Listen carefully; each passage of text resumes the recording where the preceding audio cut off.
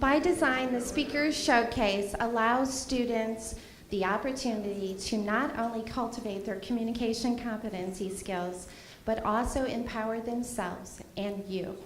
Today, the featured speakers will be talking about salient issues important to all of us. Our first speaker, Casie Conley from Knightstown, Indiana, is the VU student trustee on the Executive Council for VU Student Government Association, admissions intern, graduating this May with an associate's degree in public relations and continuing at IUPUI next fall. Casie found her passion for speaking when she served as the 2011-2012 Indiana FFA State President. Please welcome none other, Casie Conley. Good morning. Hey, that was pretty good. How's everybody doing today? Just all right. Change. For most of us, that is a very scary word. When we hear the word change, our brains automatically jump to the conclusion that something's about to be drastically different in our lives. Yet, that's not always the case. Changes come in all shapes and sizes.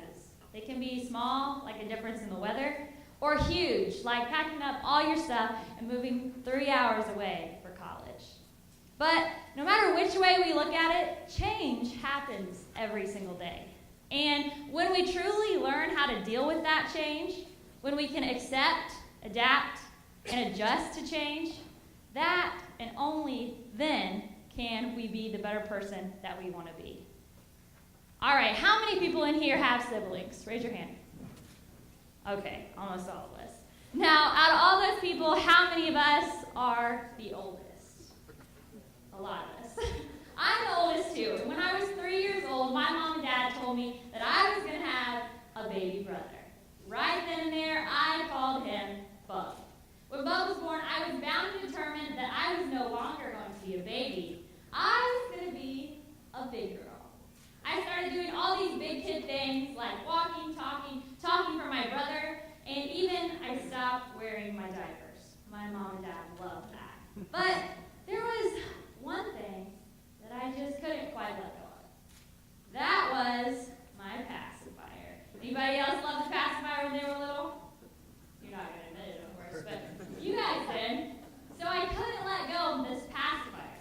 And it was the only thing that was standing in the way, the one change that was standing in the way of me becoming a big girl. One day, my dad took me down to the barn, and we looked at the mama cows with their baby calves. He told me that those calves needed that pacifier a lot more than I did. So without any hesitation at all, my dad lifted me above his head, and I threw my pacifier. You can keep that. I threw my pacifier at those calves. The 3-year-old me was a whole lot better at accepting change than the 21-year-old me. But isn't that how it always is? When we're young, we're so much better at trusting what's better for us. Maybe if we just accept that one change in our lives, we can become a better person. Now, how many people remember all the details of your very first date? Few of us had some monumental dates, very first dates. Yeah, I know I did. When I was 16, my parents finally let me go out with a guy who was a lot older than me, like 3 years older than me. That was a big difference then. He was going to come pick me up on a Saturday, and I was so excited. I spent nearly all day getting ready, while my mom spent all day getting the house ready, and my dad and brother, well, they were out in the barn doing who knows what.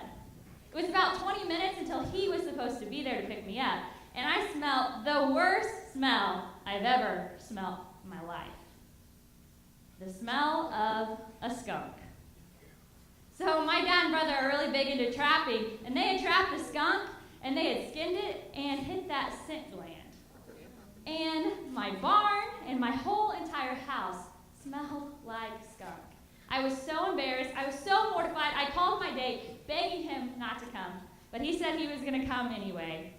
And in that moment, I had to adapt to those changes that quickly happened. Sometimes that's how life is. It hits you with those punches, and you just have to roll with it. Needless to say, me and old skunk boy, well, we never worked out. But I learned how to adapt to some changes.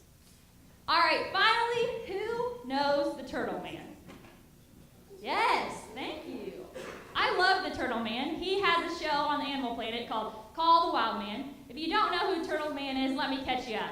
He's a man from Kentucky who does his life by taking care of nuisance animals. He'll travel around state to state, get rid of raccoons, possums, skunks, turtles. He'll dive underwater and get a turtle out of the water. And what's he do when he brings that turtle up? Anybody?